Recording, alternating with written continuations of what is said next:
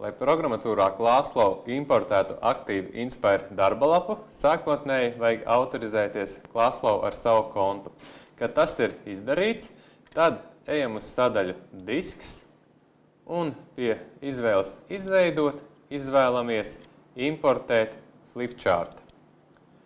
Mums parādīsies datora pieejamie diski un tātad atrodam konkrēto failu, kuru mēs vēlamies importēt. Izvēlamies to failu un klikšķinam Atvērt.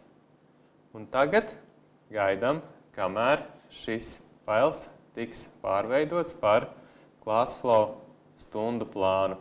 Atkarībā no aktīva Inspire darba lapas lieluma, šis augšuplādēšanas process var aizņemt arī kādu laiku. Bet tiklīdz tātad šis process būs beidzies, šis importētais fails parādīsies pie ClassFlow diskā pie stundu plāniem, un ja mēs viņu vēlamies izmantot, aktivizējam un izmantojam, kā tas ir ierasts.